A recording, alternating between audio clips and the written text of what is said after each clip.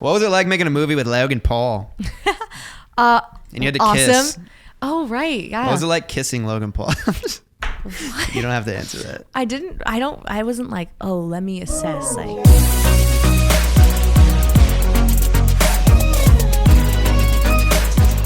Hi guys, it's Peyton List, and you're watching me on Livin Large. Yeah. Welcome into the podcast, episode 26 of Livin Large. If you guys are listening on my YouTube channel, make sure you guys hit that subscribe button and give it a big thumbs up. And if you're listening to it on a podcast app, whether it's CastBox or Apple Podcasts, rate us 5 stars in the App Store, please. Today's guest is a good friend of mine. I haven't seen her in a while. Disney star. Peyton List, welcome onto the show. Thank you. You know, it's funny. I was Googling you. Really? And there's another Peyton List. Yeah. Oh my gosh. She even crossed my life today. She crosses my life a lot. Yeah. Well, why? Not like her personally, but she does in different ways, because I got a phone call talking about someone was trying to get through to her agent. They were like, oh, so her agent, they were like, oh, she represents you. Can you go talk to her? I was like, I have no idea. That's not my agent. I need to go figure out why it says that she represents me. And then I figured out it was her. But there's been a couple times where our lives. That's so funny. And I was reading something. You guys were on a show together. Is that true? I don't remember it because I was so young. Oh, you were young? But my mom said she was super, super nice. But it was the soap opera As the World Turns. Uh-huh. And then also we stayed at the same hotel, the Sutton Place, where all the actors stay in Vancouver. Okay. And I got her call sheet one day. Oh my gosh. So we accidentally got each other's What are call the sheets. Chances? Mm-hmm. I've heard amazing things about her. That's crazy. But it said that you go by Peyton R. List.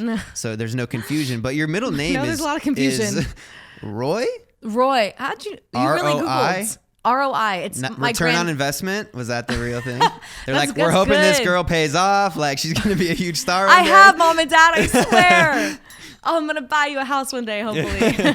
No, my grandpa's middle name is Roy, R-O-Y. Okay.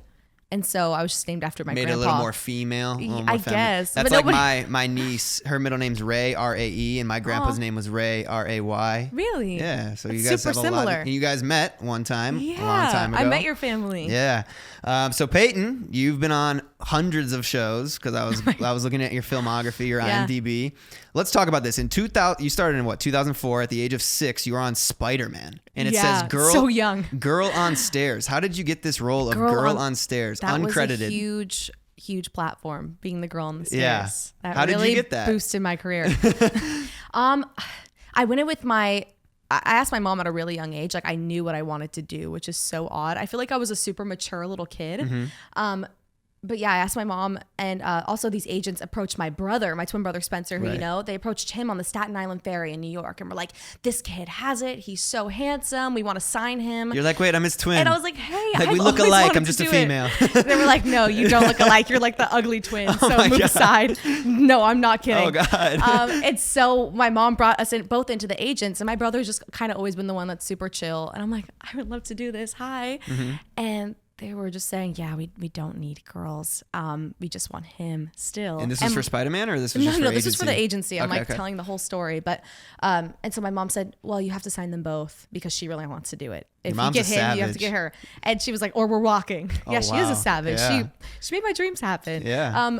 And then they were like, fine, we'll take the girl. And then I ended up doing really well. And my brother and I both went out for SpiderMan 2. And we both got the kids on the stairs together. Okay. And we're basically fighting over how to spell SpiderMan. And you're actually siblings in real life. Mm-hmm. Now, did you get paid for this? Yeah. I don't know how much, though. I should ask. Was it like a... Because was that the only part you had on it? You're just literally on the stairs? Oh, that was it. I probably barely got paid. They're like, you're lucky to be here, kid. Right, You're lucky to be on the stairs. I mean, that's really cool to say you're in SpiderMan. It's pretty awesome. My part got cut, so... Stop. Yeah, I said it was double whammy. They didn't want you. You got cut from your first film. Welcome to Hollywood, kid. Oh my gosh. But it was good for me. It was good for me at 6. It was good. I was a 6-year-old. It really humbled me really early on. It humbled me. That's why I have super low self-esteem. Oh my goodness. Don't say that. No, I'm kidding. But what was your first major role in acting? I mean, the girl on the stairs when I got cut. That was your major role? That was breakthrough. They're like... what was the first major role? I was really excited this isn't even major, but I was super excited when I got my first role that didn't get cut in 27 Dresses with Katherine Heigl. Mm-hmm. I still love that movie. I skip by my part. I can't watch it. I just cringe. But I'm in the first 5 minutes. Okay. And my voice sounds like they put a chipmunk overlay filter on it. Did they actually, or It's is so that how you no, sounded? Oh, okay. that is how I sounded. But yeah, that was like my first big role, and I was so excited to meet Catherine and play her younger version. And but then after that, I did the Diary of a Wimpy Kid movies, based off the books, and I did the second and third film, and those were like a big deal for me at 11. What's it like going into an audition at 6, 7, 8, 9 years old? Do you have? It was a hobby. Right. Okay. It was like soccer or football or basketball. You go out for tryouts. I loved it. I didn't feel any pressure at all. I was like super confident. I feel like now I feel more pressure than I did as a kid. Now I feel a little different when I go in. At that age, I was like, this is mine. I'm so excited. This is what I love to do. It was after I went to regular school, so I would go after school, and that's what I wanted to do. And I would do dance on the weekends, and I kind of thought of it as like the same thing. I just thought, oh, okay, some people take violin, and I go to auditions, and then I like do a commercial or a movie. I feel like kids, they just don't have that nerve in them. You don't. Because I've seen the audition really for the yourself. kid you can on do like, anything. the kid on ET that got ET and he crushed his audition. He's like 5, 6 years old or whatever. People need to YouTube that audition. Yeah, it's insane. I bawled my eyes out. Yeah. Steven Spielberg's like, kid. Oh, I know. They gave it to him. They gave him the role on the spot. They're like, you got it. So cute. Right after he finished it. But that's awesome. So like going into acting now, and when you go into auditions, are you nervous? Now that you have, hundreds of auditions under your belt? So when I wrapped the Disney show, when I wrapped with Disney for good, my first audition that I went on, I felt like I completely bombed. I was so nervous. Because I hadn't done it in so long. And I was surprised that I was nervous. But then now I'm fine. Now I'm like, all right, you know what? I know I'm fine. I know I can do this, and I don't get nervous. But yeah. Let's talk about Disney before we jump into like the next steps in your career. What was your first Disney show? Was Jessie? Jessie. And you were the main character? No. No? Jesse's the main character. This wonderful actress, Debbie Ryan, played our nanny, Jessie. And then there's 4 kids. 3 are adopted. And then there's my character, Emma, who's the oldest child. And then you grew on that show. Yeah, I was 12 when I first got it. And did it till how long? Until last year when I was 19. Oh, wow. Yeah. That's a long time. Yeah. And it then was a long time. you transitioned over to your own show, Bunked. Yeah. Yeah, that's what I did for the past few years. It was so fun. It was awesome. I felt so grateful to have, that they had so much faith in me after doing 4 years with them and like over 100 episodes to then give me my own show with Karin and Sky. And it was so fun. But I also felt by the end of it, they're doing one more season of it. And I was like very happy to pass the torch on to the other little kids because I feel like it's their time. And I kind of had that opportunity, and I'm super excited for them. Right. How was it shooting? You were shooting both of those at the same time, Bunked and Jessie? No, so we wrapped Jessie, and then a few months later, I don't even remember how long it was after, we started Bunked. Do you get burnt out at all? Because, in my social media vlogging every day, for example, of course I get burnt out and I get, tired, and I'm like, oh, I got to do this again every single day. Did you ever reach a point where you're like, I really need a break? Well, I don't know how you do it, because you do everything. You do the filming, you do the editing, you create the whole content, you create the ideas. For me, I just go in and it's all written for me, and there's a director who I trust and can ask questions to, and there's a producer, and there's the editor, and there's everyone behind the scenes who's really creating the magic, and I just come in, say their words, do it with conviction, commit to it, and then I'm done. So I directed one episode of Bunked, and I was like, was it hard? Oh my God. Yeah, I probably felt how you feel every day. Well, the cool thing or the interesting thing about Disney is it's multicam, right? Yeah. How many cameras do they use? 3? 4. 4 cameras. Yeah. So there's a lot going on. You have to like play to cameras and all that stuff. Yeah. And then also something I learned, because one of my friends was also on a Disney show, is you basically have to say the words written on the script verbatim because of time constraints, and then the writing, and like someone told me they had this long monologue and they said but instead of and they had to redo the whole thing. Yeah. Why is that? It's not like that on any other set, really. I don't know why they're so particular about their wording on those sets. I thought it was just our writers, but it sounds like if your friend was on a different show, I thought it was just ours, and I had no idea. They're very precious about their words. I think it's because it's like maybe because it's Disney and has to get approved or whatever. That would make sense. But like an and and a but, is that really controversial if like an and or a but happens? I don't know. I don't know. It's pretty intense. What was the first major movie role you did? Was it The Thinning, or did you have something prior to that? What movies have I done? Oh Lord, I'm blanking. I'm gonna pull up a list of movies. No, I've done so many. No, it's not even like I've done that many. I feel like I just did TV for so long. All right, I'm gonna pull up some new movies. And you were in Valley Girl? Valley Girl, yeah. To be determined when that comes out. I have no idea. It was supposed to come out last summer, I think, and then they pushed it off. But that was so fun. Like I got to record. I got to do a song in it. The Seventh Dwarf. Oh my gosh, that was a voiceover. Diary of a Wimpy Kid. Dog Days. The Trouble with Callie. Something Borrowed. Diary of a Wimpy Kid. Roderick Rules. Bereavement. The Sorcerer's Apprentice. Remember Me. Three Backyards. Confessions of a Shopaholic. 27 Dresses. Spider-Man 2. We're doing this. We're reading it. The Thinning. The Outcast. The Thinning New World Order. There's a lot of movies. Yeah. But a lot of them I played younger versions in. Like whenever there was a blonde and they were filming a movie in New York, like Something Borrowed, I played the young Kate Hudson. But my part also got cut in that. It ended up just being pictures. Wow. Yeah. So was your first role where it's like you're the star? Was it The Thinning? I guess so. What was it like did you have a little more pressure on you, or were you chill because of all the Disney acting? I feel like I was chill, and also it still was with, like, I feel like there was still Logan, and he was also kind of leading it, so I felt like it was still a partnership. And I feel like when you have a whole cast around you and a whole crew, it feels a little, I mean, I guess if I think about like Brie Larson right now doing her huge like Marvel film, I think that would feel like a lot of pressure. Yeah, because it's high budget. And it's, yeah. Yeah. The Thinning was around like $1 million. It's still a really big budget, you know, and it's sold to YouTube, right? I mean, that was, for a movie, I feel like that was such a small budget. Oh, of course. They crushed it. Like when I saw the final edit, and for those of you guys that don't know, that's actually where Peyton and I met. Yeah. I was shooting behind the scenes. That's right. And I met you and your mom, who's an absolute sweetheart. Tell Marcus, say hi. Yeah, she your loves mom's the best. Like both your parents are so awesome. I love talking to them. But we met on the set of The Thinning, and it was really cool because that was the first movie that I've ever seen be made. You know, I always watch behind the scenes of like the Mission Impossibles and all these things just to see how things are made. But to actually be there and see, it's really interesting. And like, it's crazy because you have a budget, right? And you have days and you have hours, and you can't like mess up too many times, or it's like, God, we got to move on, man. We got to go to the next scene. Especially on that one. Right, exactly. And a lot of the people don't like the not the douchiest. The biggest asshole on set has to be the AD, the assistant director, because that's like basically the job of the assistant director is to be an asshole so that the director's not an asshole. Yeah. They're like, come on, guys, we don't have time for this. Let's move. We don't have time. I feel like that's their favorite thing. Right. Does something like that frustrate you as an actor where, you know, you're under that time constraint and budget restraints?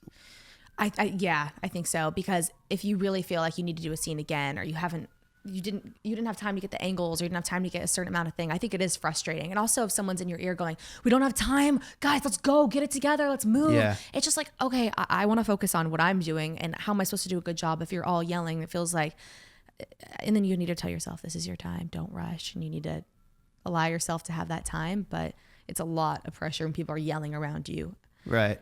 Well, what's it like differentiating the two things, like being an actor, you know what I'm saying, in a persona and a different role? Do you enjoy that?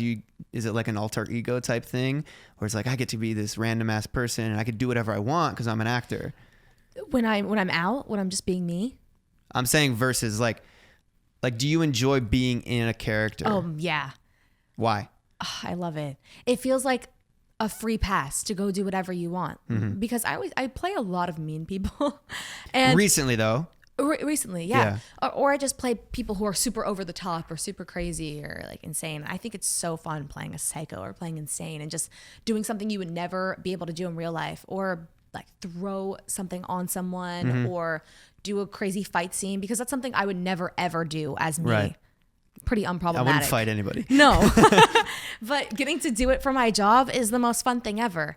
But I feel like you get to create scenarios like that for yourself too. Yeah, of course. It's a nice excuse to be, you know, whatever I want to be. Right. Was it hard going from Disney acting to like movie The Thinning serious role, like intensity, like people are dying acting? Because it's like I picture it, right? Me acting in my skits and vlogging. It's like it's way more amplified, like energetic, like, whoa, guys, today's awesome. Like, kid here, kid there, boom. Like, I feel like Disney's kind of similar, where it's like you're performing more so for kids and you're supposed to be very energetic. Yeah. Versus going to The Thinning where you're like fighting for your life. Was that difficult for you, having done Disney for 7 years? A little bit. Sometimes you just question yourself. You're like, can I act anymore? Can I do this anymore? I have no idea. Am I even good? I think those are questions that run through my head, but I think that before I was doing Disney, I was going out for those types of films and I was going out for different roles. So I think like as an actor, you have to be versatile. Yeah. And you have to be able to do different things. But I mean, there are some people that just stick to comedy or just stick to whatever they're really good at. But there are also people who can kind of go into different things. I think that's what's so good about it. And people are like, oh, what do you want to do next? And I don't really go, oh, I want to do a comedy next. I want to do a feature. I want to do a TV show. It's just kind of whatever script comes along that I really love or resonate with. What is your preference? Do you like doing drama, comedy? I really enjoy doing comedy and I just feel so comfortable in it. And I just feel like it comes so much, I mean, it comes more naturally to me, I think now at this point, since I've done it for so long, which I never thought I would say. Like my brother's always been the funny one in the family. And I just kind of sit brother. there. They're the funny ones. Yeah. I'm not funny. Like I don't understand. I'm kind of, I don't know. So I'm shocked that I keep getting comedies. That's really awesome though, because and I want to talk about this now. So the transition from Disney over to traditional, like you obviously see in the news all the time, like Disney stars gone wild. That's always the headline. I'm like, wow, they've been off of Disney for 10 years and they're still getting that in the headline. It'll be nice when I don't see that in the headline because I'm just like, huh. But that's dope because you want to transition. Yeah, it's like someone being like Josh Peck getting in trouble and to be like Nickelodeon star. Like Josh that was Peck, so long ago. He's not a life, whole life after that. I know. Do you find it difficult because Disney is so G-rated or PG-rated and clean? Do you find it difficult becoming a woman? You know what I'm saying? Like being able to be mature. Becoming a woman. And like that is me. Like I saw, like I remember you posting on your story one time or your Instagram, like, oh, like look, a Disney star in a bathing suit. Like, whoa. It was Natalie Portman in Black Swan erasing the word whore that was written on the mirror. Okay. That felt like me deleting comments after I posted a photo in a bathing suit because most people can do that. Most people can post in bathing suits and it's just like, oh, cool. That's half of Instagram. You look good. That's half of Instagram. Yeah. But when I post it, I'll get hives. I'll have a panic attack because I'm scared. But I dropped one the other day and everyone was pretty normal. So I was kind of like, let's see what happens. Was there a strategy behind that? Were you like, hey, I'm going to slowly transition into no, you're just like, screw it. I just kind of, I don't know. I didn't have a plan. I wasn't like, you know what I'm going to do? September 19th, I'm going to drop a photo of this. Were you nervous when you first posted like a bathing suit photo or whatever? Yeah. I was so nervous. But it was for a clothing line that I was doing. And it was like a bathing suit I had helped design and like company. So I felt like I should promote it and show it. And it's something that I worked on and worked for. And then I posted it and people were just going crazy and going off on me. Like, there are children on here. I cannot believe it. I was like, oh God, I hope your kids don't go to the beach because they're probably going to see a girl in a bikini. Like, God forbid. So that's insane. Yeah. Because oh my God. And getting called like a horror slut or getting slut shamed for just posting a photo of like something you are doing. It's pretty crazy. I think people need to be a little more accepting of a body. I hope it doesn't scare them that much. Right. And it's like you're 20 years old.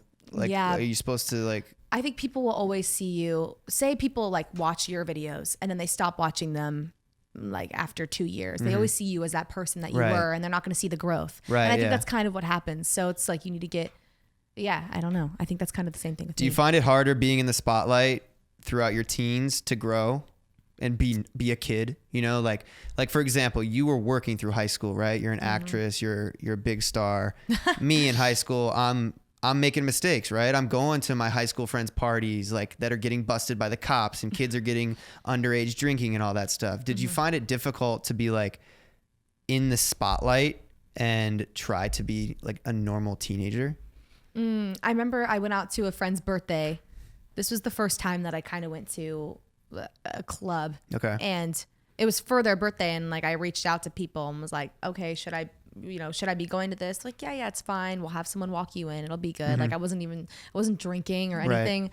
And there's just paparazzi outside. And so, yeah, it just feels like a pressure. Oh, I shouldn't be here, even though I cleared it and I clarified it with everyone. And it just, I guess most kids wouldn't think twice. They would just go in and whatever. And then I feel a pressure to be put together when I'm going in and going out. Right. And so I think sometimes, but also I feel like I can just let loose at home with my friends or at their house or just, I do like feeling like I'm in a safe environment though, like with people I trust, because I get pretty paranoid. Right. Of course, because, someone could pull out a camera and be like, look, like this is happening. Yeah. But I don't know. I think I've learned just to be like, all right, if it happens, it happens, because you can't live life so fearful of everyone being out to get you. You just have to be like, all right, you know what? If it happens, this is me. Right. So I'm not perfect. But do you feel a pressure to be like a good role model? For example, Justin Bieber, like doing normal things, like I'm not saying it's normal, but like when he like peed in a construction bucket, like so normal. But like a teenager, like obviously they're gonna go to they're gonna piss on the parking garage or in the bushes or whatever, stuff like that. But it's like, it's because it was Justin Bieber. It's like, you're such a bad example, like all this stuff. You're supposed to be this. Do you hate the fact that people are like, yeah, you're supposed to be this to my 8-year-old. You're supposed to be this. They're like, Peyton, don't go pee in a construction. Yeah, well, you're not going to do that. But I'm saying like, you're not allowed to basically make mistakes. I know what you mean. Yeah, I mean, the good thing is I'm not that wild of a person. Like, I guess Justin Bieber must have had that. He wanted to go do that go through that crazy phase, which I think a lot of people have that in them. I think almost everyone has gone through that at some point in their lives. And so I guess, yeah, I mean, I don't want to have your 8-year-old look up to a 20-year-old for everything, because obviously I'm in a different place in life than an 8-year-old. Like, I'm probably going to, go on dates with different guys, and like your 8-year-old's not in that in that same scene. Right, exactly. Right. But I also don't think I do anything that bad that if an 8-year-old's watching me, the parents really going to be like, don't watch her, don't do that. I feel like I'm an okay example of a human. Okay, cool. Do you feel... This is like kind of like ramble. No, that's good. This is like a paparazzi type question, and kind of that role model. Like you just mentioned dating, you were just in a relationship. Did you ever find like in public, you're like, you can't be like a normal couple and like maybe kiss in public or do something like that? That was one thing actually that I was okay with. Like, okay. I didn't mind, like, I mean, obviously, well, I guess I learned to be okay with PDA. I feel like I used to be like, no, we shouldn't do that in public. But then in this past relationship, I really didn't care. But then, I mean, there were some times where we were just walking in New York. We were going to CVS, and I was going to like pick up a prescription for something. And then there was photos out. I had no idea that were taken. And I'm just like hanging on him, looking at him, just being a mess. And there's sometimes where you just don't even realize people are taking photos of you or videos or whatever. Do you hate that? I think you just can't live life like looking over your shoulder constantly, because you're just gonna be a paranoid mess. So do you have any funny paparazzi stories? Anything awkward? Any like slammed arms and doors, run over paparazzi, dropped cameras? I feel like I'm not the person that paparazzi are like chasing through the streets. It's just like, oh, okay, she happened to be at this restaurant that's bougie. Okay. She's gonna get a picture taken of her. That's bougie. But once I mean, or LAX or whatever. Right. Sometimes, but when I was leaving LAX once, this guy was pushing, like, I was helping with some of my luggage. I had a lot of bags like coming from a set, and he was helping push some of them, and he just fell like flat on his face, and the paparazzi was shooting, and I was like, oh, I need to go help him. Yeah, of course. It's just then the headline's like, Peyton walks by guys struggling. Like, yeah. This is my moment. That would be so terrible. Yeah, that would be weird. Do you look up to, like, is there any one actress you're like would be starstruck to meet or were starstruck to meet?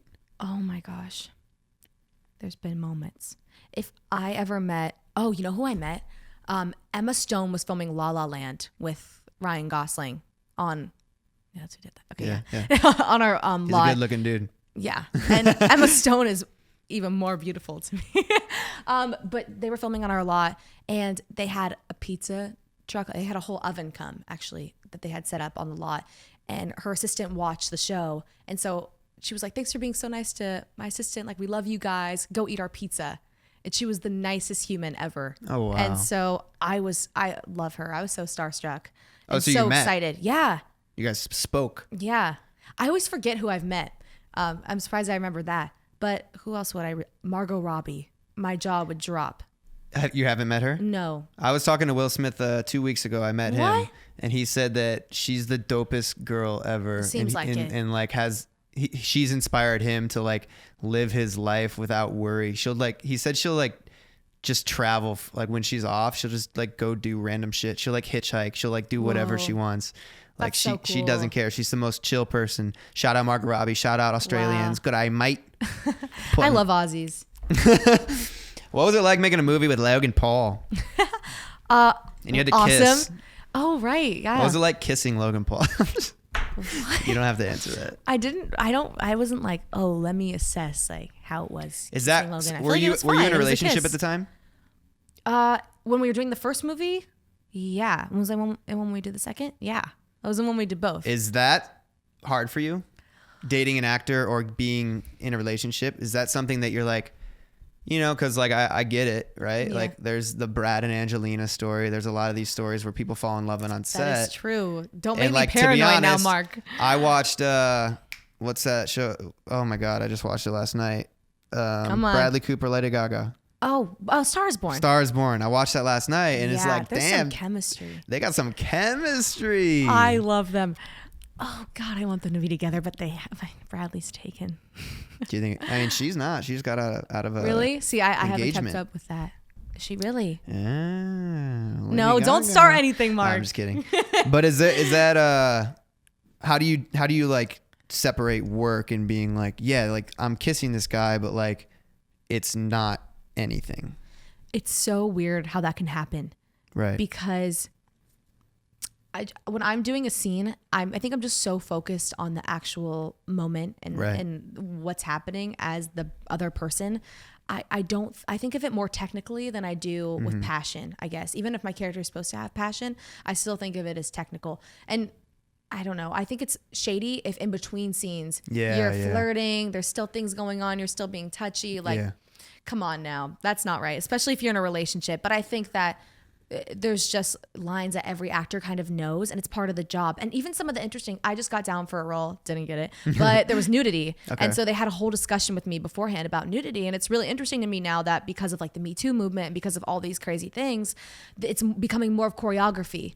So they have someone come in who's a professional. They have certain garments you wear now so that everything, there's no lines being crossed, which I think is great. And Hollywood needed to have a moment where they all did that. And so I think it's a really, really good thing. And also you'll think of it as like a move or a dance move or sort of like working with someone. And then it'll feel less like. And I think they usually clear the room too. There's usually just like two people in there. Only people that need to be in there. Yeah. The camera person, the sound person, whoever it is. Yeah. It's interesting because I had to, when I was doing the Curve campaign, the Curve Cologne campaign. Oh, yeah. My first commercial when I went out to New York to shoot, I had to make out with the actress. And I never met her before. About that? I never met her before. She was a married woman. Like she was like 30. I was I don't know, this was like 3 years ago. So I was 22. And it's interesting because you're literally, in my opinion, I saw it as work. And it was like, I didn't feel anything. And I was like, you're married. Like, I'm not trying to be like that guy that's like I did it, stopped. And like, to be honest, we had to do it several times and it got really annoying. You know what I'm saying? Like, it wasn't like, can I do this again? I'm like, damn, I don't want to like sit here and make out with this girl. She doesn't listen to this. Nah, she won't listen to this. Yeah, I don't think I don't even think they ever aired that one. They didn't even play the commercial. No. They kissed her. I shot 6 commercials. They didn't play that one. Wow. But yeah, she had to slap me in the face though. And they played that one? No, that was the same one. Oh. So while I had to kiss her every time, after I finished kissing her, I got slapped in the face. So that might have been why I hated it too. Was she supposed to curve you? Yeah. Really? Yeah, she curved me. Wow. And I got slapped in the face, and by the end of the shoot, my face was just red the entire time. So I probably got slapped like 10 times. You should just slap the other side so it matches. You just look flushed. Oh, nice all blush. What's your goal now? Because I know that you just finished Disney. You said you're going out on auditions, and I saw you came out with a song. Where the hell did that come from? Yeah. And since when are you like, you know what? Disney's done. Let's fucking sing. That was my exact thought. Yeah. No. Just like the bathing suit photo. You're like, you know what? I'm going to post it. It's not all thought that way. It's just, okay, I'm just going to put this out there. Well, I've been doing music for a while and working with these producers for a while. Even when I was on Disney, it wasn't even like, oh, I'm done with it. I'm going to release it now. I could have released it whenever I wanted. Was this your first song? Have you ever released anything? No, I never released anything. You're just like going to lessons? Yeah. Just for fun? Yeah, just working with these producers and working in the studio. And I've always loved it. And so it was really nerve-wracking because it was something that I'd never done before. I was like, will people accept this? But they did. They loved it. Yeah. And I saw the post that you put out when you posted it. Got like 1 million likes. Did it? Yeah. Wow. Wow, I didn't even know. I love that you know so much more I about me. have to do research about you. You Google me, and I feel I have the worst memory. So you're reminding me. Well, your life's moving 1,000 miles an hour. Back 4 years ago, I was trying to hang out with Peyton all the time. And she's like, sorry, I can't. Got work. Sorry, I got work. Oh, audition here. Audition. You're like, you're 17, 18 years old. I would see What's you wrong like once every 5 weeks because you're booked. I know. We got to hang. How's life been, Mark? Oh, now you're flipping the switch. How's life been? I've been hitting the gym. This is my podcast. I've been waking up at 5:30 a.m. every day, going to the gym, eating a meal plan. I've lost 27 pounds in 3 weeks. You never needed to lose weight. What's wrong? You're so skinny. You haven't seen me in a very long time. You're the skinniest person. Let me put this out there, guys. I was 185 all my life. And then one day, 3 months after I turned 25, I weighed myself and I was 207 pounds. And I said, you know what? Something's got to change here because I'm a fat tub of lard. Jeez. Like it's not body shame now. I'm body shaming myself, so it's okay. Wait till you see the before and after. I'm on the way, guys. Give me 5 more weeks. You took a before photo? Yeah, of course. I'll show it to you off camera. I'm not going to put that on camera. Show But that's me what the I've been up before to. I'm also. But no after. I also have to move. Do you have any good suggestions on places I should move? What area are you looking at? I looked at Toluca Lake. Nice. I looked at Sherman Oaks. Family. Are you planning on having City. children? Yeah, you know, anyone that wants to have my kids. No, not anytime soon. Okay, ladies, come to Toluca Lake. Mark will be ready.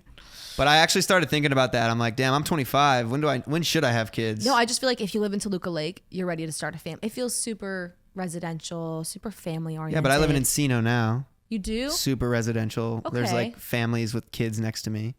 That's nice. It fits. I'm not going to ask where you live. We don't want to put that out. Let me tell You're close to everyone. downtown. Yeah.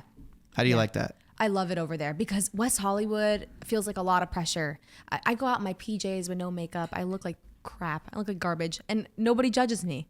It's amazing. I love it over there. Yeah, downtown's interesting. I've been there like twice. Yeah. It's been a very long time since I've been there. And really? You can see it in the background here. I know. This is so nice. I wish you guys could see this view. No, they can. It's beautiful. Let's cut to the 2-shot. Are we on the 2-shot? We can see the view. Yeah. But what are you up to now? What's your next goal in life? What's your next goal in your career? You're 20. When do you turn 21? April. Oh, coming up. Eddie, what did you do for your 21st? It's a big You can't ask me. I was in college. I threw up. You know, it's actually funny. My 21st birthday, I'll tell this story and then we'll get back to your question since you're asking me 100 questions now. It's your interview. The people want to know, Mark. My friends, my 2 roommates at college, they went back home the weekend of my 21st birthday. So I had to go. They left you. Yeah, and I thought we were going to rage and go hard for my 21st, but we didn't. But my other 2 friends, they actually live in Los Angeles now and work for TMZ. Shout out Lucas and Jimmer. They took me out to the bar, and they bought me these beers, which I wasn't really I never drank before, right? Because I was not 21. Right. And obviously having beer for the first time at 21, I just remember walking out of the back of the bar and just throwing up everywhere, walking home all by myself alone. No, that's so sad. And then I went to bed. Jesus, your friends didn't bring you home when you were drunk? Nah, because we went to school and I lived kind of far away and they lived right above the bar. So yeah, that was my 21st birthday in a nutshell.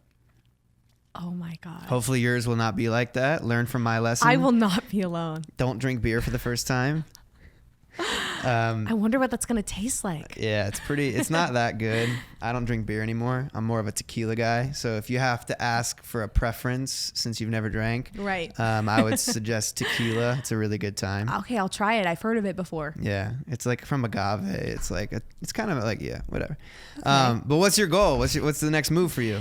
That's a good question. Music? Do you like music? Well, I'm just trying to balance it. I just recorded a song with one of my best friends, Naraya. It's called Bros, and I'm in love with it because we're bros. And then there's another song I just did that I really want to release soon, and I'm really excited about it. So I've been working a little bit on music. Is this just something that is a hobby for you? Like you said acting was? Yeah, it's basically started off as that. It's just something that I'm not really, I love, and I'm just doing it for fun and putting it out there.